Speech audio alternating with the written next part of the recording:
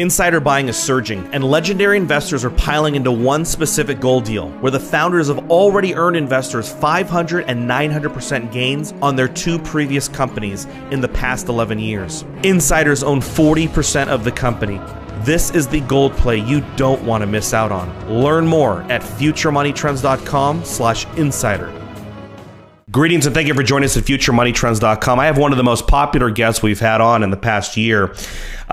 He put out a red alert warning just right before things started to really come apart in the markets.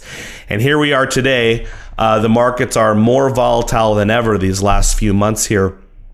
Gold and silver are starting to make a big climb. The mining shares are going ballistic in a good way this time. And our guest today is Michael Snyder of the economiccollapseblog.com. If you've ever been to zerohedge.com, and I think some of his articles may have even been linked from Drudge to Zero Hedge, he has some of the most brilliant articles out there. It's researched really well. And then he put some of the best lists together, 20 reasons why unemployment numbers are not, what they seem and so on. And I just really enjoy his website when I'm trying to kind of search for ideas of what to research in economic data and what rabbit hole I can go down. I'll often go to the economiccollapseblog.com, and he's got 1,000 ideas and then, and plenty of research to back it up to kind of send me on my way down to my own rabbit hole. So Michael, thank you so much for joining us. It's great to be back with you. Thank you for having me on the show today. Well, I'm really glad we got a chance to talk to you right now, because the world really seems to kind of be tearing apart at the seams. Here in the U.S., we're seeing a major insurgency in the candidates, a rejection of the establishment. We're also seeing the propaganda at levels that really are just absurd, with the 4.9% unemployment rate and the Dow Jones still, over 16,000 when it really has no business being at those valuations, considering what's happening around the world. And gold, again, is at 1,200, which is higher than it's been, but still absurdly low for what's going on. So let's start off with 2016. Is this an inflection point in the economy? And please give us an update in that answer on your warning that you had never done before, that you were very concerned that the wheels were going to start to come off. Yeah, in the middle of last year, I issued this warning, really unprecedented for me, but everything was telling me that the financial markets, we were heading into another time of crisis.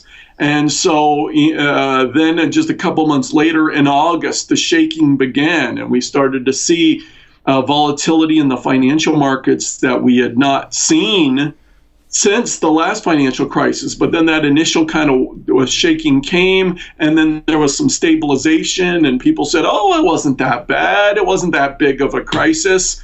But what they didn't realize is that it was just kind of the initial tremors. And then, of course, things continued to get worse. And we had a bit of a bouncing back here in the U.S., not to where we were before, but in some parts of the world, whether it's Russia, whether it's Canada, Brazil, a lot of these markets just kept sliding throughout the rest of the year. And then we kind of got to January, the turn of the year, and as someone pressed the accelerator in terms of the financial markets again, we really had the worst start to a year that we had ever seen, not just in the United States, but all over the world, globally. And just a couple weeks here ago, we saw a headline for the first time since the last financial crisis: global stocks enter a bear market. And most of your listeners are already familiar with what that is, but it means basically global stocks as a whole were down about 20% at that point, which means that approximately one fifth of all global stock market wealth had already been wiped out. We only had 4/5 left at that point. And so, and just I think it was last week that at one point, or maybe it was the week before, all of them are starting to blend together for me. But at one point here, just recently, a total of $16.5 trillion had been wiped out from stock markets around the world. That doesn't even count bonds and other things.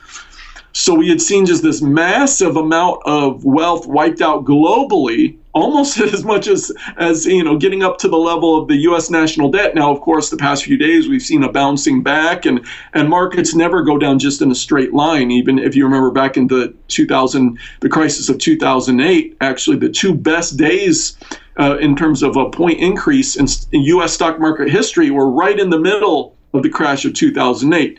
So when, just because stocks go up on a day or two does not mean that the crisis is over. But we've seen this huge downturn in the financial markets, really unlike anything we've seen since the crisis of 2008 and 2009. Now, in my perspective, in my opinion, we're still in the early chapters, because junk bonds and everything else, all of the red flags are still screaming that a lot more is to come. Meanwhile, kind of the entire global economy in terms of the real economy is kind of imploding. And in particular, I'm talking about global trade and what we're seeing there. We're just seeing some absolutely crazy things happen there. The Baltic Dry Index just recently dropped below 300. I didn't even know that it could go that low, which is absolutely crazy.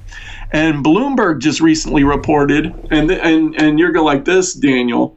Bloomberg recently reported that it's now, because global trade has imploded so much, it's now cheaper to rent a 1,100-foot merchant vessel than it is to rent a Ferrari, which is just insane. Now, the fuel costs and everything else are once you add in the fuel costs, it's more expensive to rent the merchant vessel. But just the rental fee itself is more expensive to rent a Ferrari than one of those big ships that goes across the ocean. So this is getting really, really crazy. It's incredible, and and there really is something going on in the underlying economy when you see that the commodities themselves are just crashing. And it's just been devastating. I mean, even the master commodity, oil. But clearly, gold and silver have decoupled themselves from the rest of this group here. When you look at the world economy as a whole and this negative interest rate environment, this war on cash, is gold going to be a safe haven in the end when we may be going cashless? And if we go cashless, really you cannot even trade your gold and sell your gold at a later time unless you're willing to do something that's going to be stamped digitally with the central planners. And I know people could trade gold for another asset, but realistically, if somebody wants to take some profit on gold in a cashless society, they can't. So what do you think gold's role is in a cashless society? Well, I don't think we're there quite yet, and the U.S. is probably going to be slower than much of the rest of the world for a number of reasons. But we are seeing this huge move toward a cashless society. In Denmark, they have a stated goal of going cashless, of, quote, eradicating cash, unquote, by the year 2030. In Norway, the biggest bank in Norway recently came out, and many of their branches aren't even dealing in cash anymore, but they came out recently and said, you know what, we should just ban cash from all of society, and they're proposing to the government, hey, let's just get rid of cash. In Sweden, almost everything is done cashless now, very much a cashless society. They even give homeless people on the street electronic readers so that when they sell their magazines or whatever to make some money, they can accept payment electronically. So, and if you go to church in Sweden, almost everyone gives their money through the little the scanners. And so in Sweden, they've literally taken out thousands of ATM machines. Many bank branches will neither take cash nor give out cash anymore.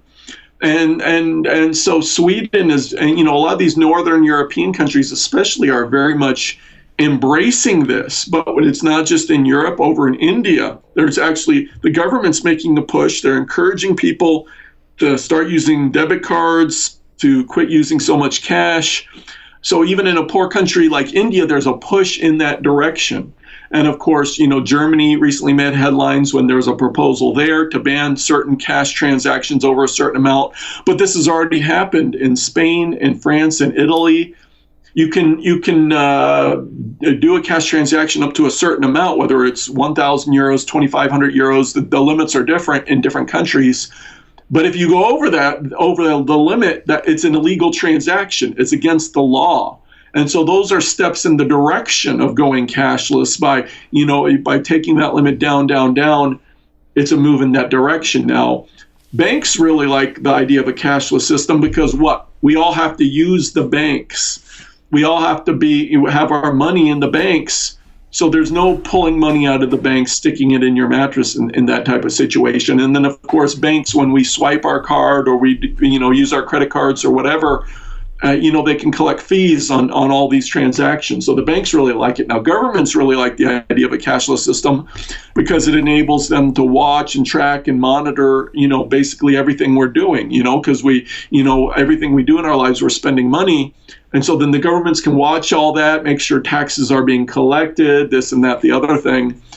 But my real concern is that this sets up the kind of scenario where all of a sudden then the government can become the gatekeeper and they can say, okay, if you want to use the system, then we can put some conditions on you for using the system. You've got to comply with what we're demanding of you, or else you can't have a bank account, you can't get a job, you can't buy, you can't sell, you can't participate in this electronic digital system. So I'm very concerned about that. Now, in terms of gold and silver, here in the United States, at least, I think it's a while before we fully get to a cashless system. So I think at least in the midterm, I believe that it is a great way to protect your wealth, particularly during a time of financial crisis. I think investors are starting to realize what's happening, so they're starting to move into gold and silver. And as you said, gold is very, very undervalued, and we're likely to see it move up dramatically. Now, my wife and I, we have a particular affinity for silver, because as far as gold being undervalued, we think silver is just massively undervalued. It was sitting at 14-something now. I think it's up around 15-something. But if you look at the ratio of gold and silver, historically, people say it comes out of the ground at 9 to 1, 10 to 1, 12 to 1. Yep. Different people use different numbers. But in terms of you look at the price ratio today, I mean, it's far, far higher than that, the ratio. So we think at some point, both gold and silver are going to go up, but the ratio between the two is going to correct. And so we actually believe the percentage returns for silver are actually going to be better than gold, in our humble opinion. So we absolutely love silver for kind of a midterm time frame.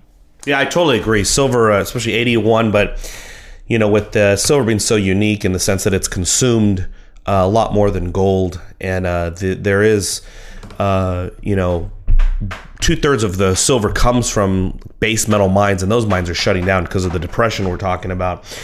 Well, Michael, oil. Oil is such an important commodity for Saudi Arabia, Russia, the U.S., and of course the whole world. But when you look at the U.S., and no one knows this data more than you, so correct me if I'm wrong, but specifically since 2009, any of the actual good jobs that have been created are probably either oil or a derivative of oil jobs, and that has boosted many economies, specifically Texas, Wyoming, and Oklahoma.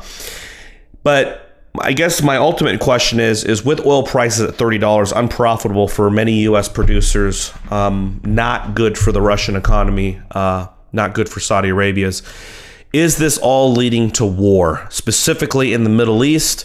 Because that is what will give the oil price the biggest kick for the people and the countries, very powerful countries, that really now at this point need oil to rise. Because if oil doesn't rise, U.S. economy probably just going to spiral down. Russia is in great danger. The same situation. So at this point, it's not just the hedge funds and maybe speculators that want oil to rise, but you've got some of the biggest militaries on earth that want oil to go up. That's a really good point, because some of the biggest oil producers in the world, Russia, Saudi Arabia, they're right in the middle of this thing in Syria. So yeah, you look at Russian stocks, they've already gone down by over half. In Saudi Arabia, their market is down over 40%, almost half. So, these countries, the big oil producers, have just been decimated. Brazil is another one that just decimated by this downturn, where they, here in the United States, we're bouncing around, are we in a correction or not, 10%. But these other countries, they've already had a full-blown stock market collapse. And so Russia would be extremely happy if the price of oil went back up dramatically. So would Saudi Arabia. And of course, a major war in the Middle East would do that. As soon as a ground invasion of Syria happened, the price of oil would just start shooting back through the roof. And I believe it will happen at some point. Now, a lot of Americans are not paying attention to what's happening in Syria, but they need to, because right now in Turkey, they've got, thousands upon thousands of troops. They got military vehicles massed along the border. They've been shelling positions in northern Syria, Kurdish positions, and some international news reports say Syrian military positions have also been hit by the artillery. And then, of course, there was that bombing in Ankara, which the Turks then blamed on the Kurds, even though the Syrian Kurds said we didn't have anything to do with it. But Turkey said we don't care, and so they sent in a military aircraft to bombard Kurdish positions in northern Syria, and some reports say also northern Iraq. And so there's already shooting happening on the northern side of the border. Meanwhile, down south in Saudi Arabia, in northern Saudi Arabia right now, they've organized what they are calling the largest military exercise in the history of the Middle East, where they claim they're bringing together hundreds of thousands of soldiers, thousands of military vehicles, hundreds of military aircraft to conduct military exercises, which are kind of thrown together at the last minute from 20 different nations all gathering together. Now, sometimes a military exercise is just a military exercise, and sometimes a military exercise is actually cover for the preparations for an invasion. Now, of course, Saudi Arabia wanted to invade. They would kind of probably either have to go through Western Iraq, which Iraq is saying, no go, we're not going to allow you to do that, or go through Jordan. And right now Jordan is saying, yeah, we're willing to go along with a ground operation, but we want the United States and the British to lead the way, and we want to coordinate with the Russians, which the Russians are not going to do. So that force in northern Saudi Arabia, it's kind of unclear what, if there's really a path forward for them, or if they're just rattling the saber or whatever. But tensions are really high in there, because basically what has happened is that you go back to 2011, and at the time the whole Arab Spring thing was going on. And so Saudi Arabia and Turkey, the major Sunni powers, they got together with U.S. Secretary of State Hillary Clinton, and they say, hey, look, all these other dictators are being overthrown. Why don't we use this as an opportunity to overthrow Assad in Syria? And why they want to do that is because, Syria is, 74% of the people who live there are Sunni Muslim. But then, Assad, he's not Sunni, he's Alawite, and which is, kind of a form of Shia Islam. And of course, Syria is great friends with allies with Iran, and so they're part of that kind of Shia crescent that runs from Iran then through Syria and into Lebanon. And so Turkey and Saudi Arabia and Hillary Clinton, they said, well, you know what, we can go in, we can break Iran's power in the region, we can overthrow Assad, we'll get Sunni leaders elected, it'll become a full-fledged Sunni nation. Wouldn't this be great? Completely shift things in the Middle East.